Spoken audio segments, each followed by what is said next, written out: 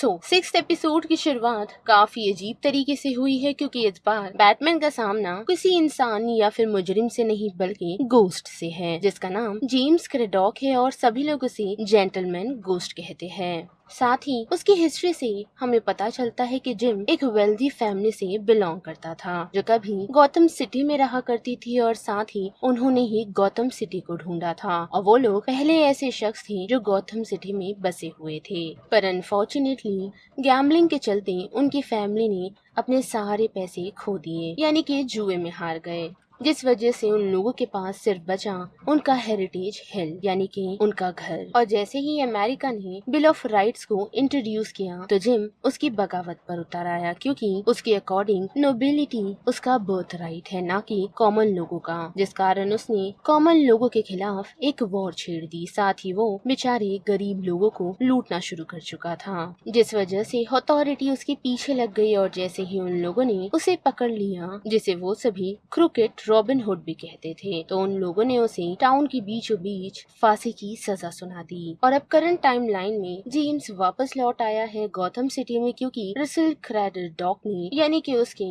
वंशज ने, उसके हेरिटेज हिल को वेन्स इंडस्ट्री को बेचने का डिसाइड किया है। और जब इस बारे में बैटमैन को पता चलता है तो उसे ऐसा लगता है कि किसी क्राफ्टी क्रिमिनल ने मैजिक ट्रिक को इस्तेमाल किया है ताकि वो कॉमन लोगों को लूट सके, क्योंकि उसके अकॉर्डिंग गोस्ट को पैसों की क्या जरूरत, जिसकी मदद से वो थोड़ी ना किसी गुची को खरीद पाएगा। जो पॉइंट बैटमैन का वैलिड तो है, पर अनफॉर्चुनेटली जेम्स सच में एक गोस्ट है और वो हवा में तुरंत ही गायब हो जाता है, जिस बारे में बैटमैन को भी पता चल चुका है और उसे समझ आता है कि वो उसे ऐसे ही रोक नहीं पाएगा, साथ ही उसे थ्रेटन भी नहीं कर पाएगा, जिस कारण वो अल्फ्रेड की हेल्प लेता है, जो उसे लिंटन मिडनाइट के बारे में बताता है, जो कि लिंटन बुक्स का ओनर है, जो गॉथम सिटी में ही रहता है। और हम देख पाते हैं कि मिडनाइट उसे, यानी कि बैटमैन को, एक मैजिक बुक देता है और साथ ही कुछ रिचुअल परफॉर्म करने के लिए कहता है ताकि गोस्ट से वो छुटकारा पा पाए। पर उससे पहले उसे दो चीज चाहिए, जो कि हेरिटेज हिल का ओरिजिनल डीड, दूसरा एक नोबल ब्लड, जिसके बाद बैटमैन को उसे सिर्फ जलाना ही है और फिर क्या, जेम्स पूरी तरह गौतम सिटी से गायब हो जाएगा। लेकिन ये इतना आसान नहीं, क्योंकि जाते हुए मिडनाइट ने बैटमैन के हाथ में एक टेस्ट ट्यूब दे दिया है ताकि वो उसकी मदद से जेम्स की गोस्ट को कैप्चर कर पाए, जिसका पर्पस उसने बैटमैन को बताया तो नहीं, पर फिर भी बैटमैन उसे अपने साथ कैरी कर निकल जाता है। और जैसे ही उसके हाथ में हेरिटेज हिल की ओरिजिनल डीड लग जाती है, जो उसे म्यूजियम से मिलती है, लेकिन अब उसकी तलाश एक नोबलमैन की है और उसे अल्फ्रेड से पता चलता है कि वो भी एक पेनीवर्थ है, जो कभी ड्यूक की फैमिली से बिलोंग किया करता है, जिस वजह से बैटमैन अल्फ्रेड को लेकर ग्रेवयार्ड आ पहुंचता है और वो उसे वार्न करता है कि वो ऐसा ना करे, पर फिर भी अल्फ्रेड उसकी हेल्प करने का डिसाइड करता है, जिसके बाद वो लोग रिचुअल परफॉर्म करते हैं, पर अनफॉर्चुनेटली डीड को कम्प्लीटली जला नहीं पाते, जिस वजह से जेम्स का वो गोस्ट उन लोगों पर हमला कर देता है और मौका देखते ही अल्फ्रेड उस डीड को जला देता है, जिस कारण जेम्स एक गोस्ट से ब्लैक क्लाउड में बदल जाता है। पर अनफॉर्चुनेटली वो जल्द से जल्द अल्फ्रेड की बॉडी को पजेस कर लेता है, क्योंकि डीड पूरी तरह जली नहीं होती और हम देख पाते हैं कि उसने अल्फ्रेड की बॉडी पर पूरा कंट्रोल ले लिया है और साथ ही बैटमैन को वो कहता है कि उसका बटलर उससे कुछ छुपा रहा है, जो शायद बैटमैन की ओरिजिनल आइडेंटिटी होगी, या फिर अल्फ्रेड शायद बैटमैन के पेरेंट्स की मौत के बारे में कुछ जानता होगा, जो उसे बताया तो नहीं गया। लेकिन जैसे ही अल्फ्रेड कॉन्शियस को गेन करता है तो वो बैटमैन को उसे मारने के लिए कहता है, लेकिन वो ऐसा नहीं करता, क्योंकि बैटमैन काफी स्ट्रगल करते हुए उस गोस्ट से फाइट करता है, यानी कि अल्फ्रेड से, और फाइनली उस डीड को जलाने में कामयाब होता है, जिसके बाद वो लोग उस गोस्ट से छुटकारा पा पाते हैं और बैटमैन उसे टेस्ट ट्यूब में लॉक कर देता है, जिसे वो पास ही में खड़ी मिडनाइट को सौंप देता है, जिसे देखकर जेम्स काफी चिढ़ जाता है और कहता है कि वो उसे उसको ना सौंपे। और एपिसोड के एंड में हम देख पाते हैं कि हार्वे डेंट को ये पता चलता है कि उसके पोल गिरते जा रहे हैं, क्योंकि उसने ट्रेन में जेंटलमैन गोस्ट को आम लोगों को चोरी करने से नहीं रोक पाया। साथ ही उसने हार्वे को चोरी करने से भी मना कर दिया था, क्योंकि वो उसे एक नोबल लगा, जिस कारण अब हार्वे के वोट्स गिरते जा रहे हैं। जिसके बाद 7th एपिसोड में हम देख पाते हैं है कि ये एपिसोड में हमें गॉर्डन पर हमला करता हुआ दिखाया जाता है, जिस वजह से गॉर्डन की सिक्योरिटी बढ़ जाती है और वो लोग उसे गौतम सिटी से थोड़ा दूर ले आते हैं, जिसमें बारबरा की बेटी और कुछ कमिश्नर भी शामिल होते हैं। पर वेन्स की प्रॉपर्टी में छुपने के बाद उन्हें पता चलता है कि निशाना तो कभी गॉर्डन था ही नहीं और वो लोग बारबरा गॉर्डन को मारने के लिए आए हैं, क्योंकि बारबरा एक क्लाइंट को बचा नहीं पाई थी जिसका नाम ब्लैकगेट था, जो फिलहाल प्रिजन में कैद है और उसने ही अपने कुछ शार्प शूटर को हायर किया था ताकि वो लोग बारबरा को खत्म कर सके, जिसकी इन्फॉर्मेशन और कोई नहीं बैटमैन निकालने में कामयाब होता है और साथ ही बारबरा और गॉर्डन के लोगों को बचाने में भी, जिसमें खुद उनका ही एक कॉप शामिल था। पर अनफॉर्चुनेटली बैटमैन के हाथों वो लोग बच नहीं पाते, जिसके बाद सभी लोगों को सलाखों के पीछे डाल दिया जाता है। वेल तो बड़े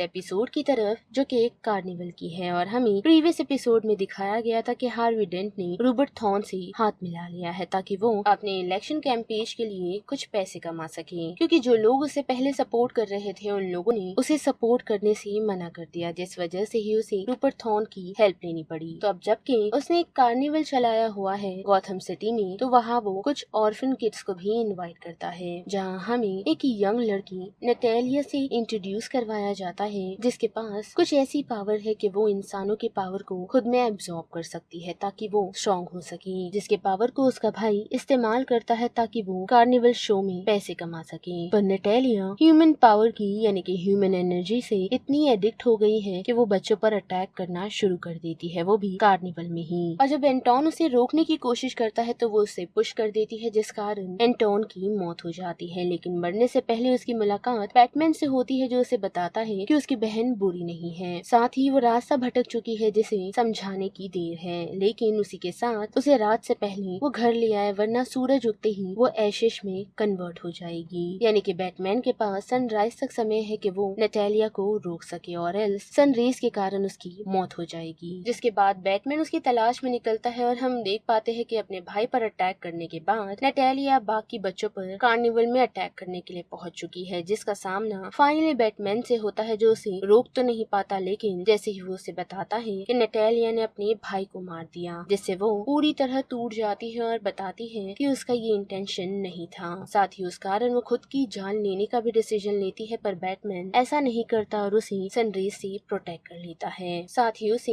एक सेफ लोकेशन पर ले जाता है। साथ ही एपिसोड में हम ये भी देख पाते हैं कि थॉर्न ने हार्वी को एक काम दिया है, वो भी उसके गैंग मेंबर मैट को बचाने का, जो फिलहाल पुलिस कस्टडी में है और कल उसकी हियरिंग है। पर हार्वी ऐसा करना नहीं चाहता क्योंकि उसे क्रिमिनल को बचाना नहीं, पर अनफॉर्चुनेटली थ्रॉन के रहते उसके पास कोई और रास्ता भी नहीं, क्योंकि थ्रॉन ने उसे कहा है कि उसके एविडेंस खो जाएगी तो उसे टेंशन लेने की जरूरत नहीं और वो मैट को आसानी से निकालने में कामयाब होगा। पर फॉर्चुनेटली हार्वी ऐसा करता नहीं और हम देख पाते हैं कि जज के सामने वो मैट को रिहाई देने से मना कर देता है और थ्रॉन के अगेंस्ट हो जाता है, जिस वजह से जैसे ही वो वॉशरूम इस्तेमाल करने के लिए पहुंचता है तो वहाँ टोनी नाम का एक शख्स उसे लेसन देने के लिए उसके फेस पर एसिड फेंक देता है। जिसके बाद 9th एपिसोड में हम देख पाते हैं कि हार्वी इन सारी सिचुएशनों को हैंडल नहीं कर पा रहा, जिस वजह से उसने खुद को खुद के ही कमरे में लॉक कर रखा है। साथ ही उसने इलेक्शन रेस से भी ड्रॉप आउट कर दिया और अपनी पोस्ट एज ए डीए से भी उसने रिजाइन कर दिया है और खुद के ही अपार्टमेंट में हफ्तों से बंद है, क्योंकि उसे ऐसा लगता है कि लोग उसका जला हुआ फेस देख उसका मजाक उड़ाएंगे। लेकिन ब्रूस वेन जो उसका काफी समय से दोस्त रहा है, वो उसे अपार्टमेंट से बाहर निकालने में और डिनर के लिए ले जाने में कामयाब होता है ताकि वो उसे शेयर अप कर सके। पर अनफॉर्चुनेटली ऐसा होता नहीं, क्योंकि वह लोग उसकी फेस का मजाक उड़ा रहे होते हैं, जिस वजह से हम हार्वी की एक अलग पर्सनैलिटी को नोटिस कर पाते हैं, जो फिलहाल टोनी को ढूंढने में लगा हुआ है, जो उसकी इस कंडीशन का रिस्पॉन्सिबल है, जिस वजह से वो काफी ब्रूटली लोगों को मार रहा होता है, जिसे बैटमैन रोकने की कोशिश करता है पर डैन रुकता नहीं, क्योंकि वो टोनी को ढूंढ ऑलरेडी उसे जलाने में कामयाब होता है। जिसके बाद वो सीधा थ्रॉन को मारने के लिए उसके मैंशन आ पहुंचता है, पर ऐसा हो नहीं पाता क्योंकि बैटमैन उसे कन्फ्रंट करते हुए उसे बचाने में कामयाब होता है, वो भी उसके अल्टर ईगो से, जिस कारण हार्वी अपने कॉन्शियस में आता है और सारी चीजें रोकने का डिसाइड करता है। साथ ही वो बैटमैन को उसे लॉक करने के लिए कहता है ताकि वो किसी और को नुकसान ना पहुंचा सके, जिसके साथ साथ उसने अपना केस लड़ने से भी मना कर दिया है। लेकिन हम देख पाते हैं कि बारबरा गॉर्डन उसे विजिट करती है, यही कहते हुए कि वो उसे इस जेल से निकालेगी। और 10वें एपिसोड में हम देख पाते हैं कि कोर्ट में बारबरा ने जज को कन्विंस कन्विंस कर लिया है कि हार्वी अटैक के चलते अपने बस में नहीं था, जिस वजह से ही उसने ये सारी चीजें की, जिस कारण जज उसे साइकेट्रिस्ट अटेंशन देने का डिसीजन लेती है, क्योंकि हार्वी ने सरेंडर भी किया था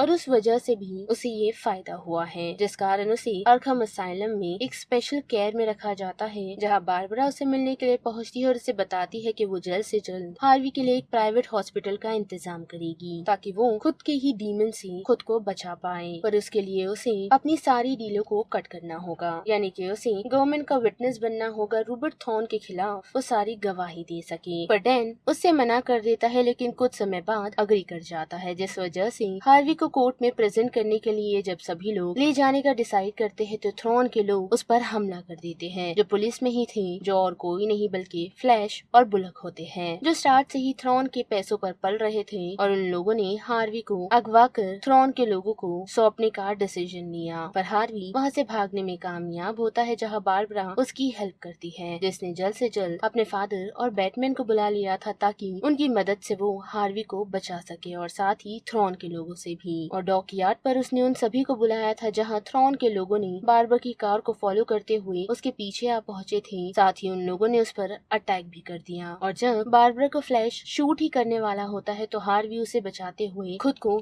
सेक्रीफाइस कर देता है। और अपने दोस्त की मौत देख बैटमैन अपना पेशेंस खो देता है, जो फ्लैश को काफी पीटता है। जिसके साथ साथ कमिश्नर गॉर्डन ने उन दोनों को अरेस्ट तो कर लिया है, पर उसे पता है कि इन दोनों करप्ट पुलिस वालों को पकड़ के कुछ फायदा नहीं होने वाला है, क्योंकि वो लोग इस सिचुएशन से आसानी से निकल जाएंगे, वो भी थ्रॉन और मेयर के रहते। और जब थ्रॉन अपनी छोटी सी जीत को एंजॉय कर रहा होता है, तो हम देख पाते हैं कि बैटमैन उसे याद दिलाता है कि उसके हर बुरे कामों पर उसकी नजर है, और वो तब तक शांत नहीं बैठेगा जब तक वो उसे सलाखों के पीछे ना डाल दे। जिसके बाद ये पूरी सीरीज खत्म होते होते हमें बैटमैन के मोस्ट डेंजरस राइवल से इंट्रोड्यूस करवाया जाता है, जो और कोई नहीं जोकर है, जो फिलहाल ह्यूमन पर किसी तरीके का एक्सपेरिमेंट कर रहा है। यानी कि सेकंड सीजन में हम ऐसा कह सकते हैं कि जोकर सेंट्रल स्टेज पर रहने वाला है।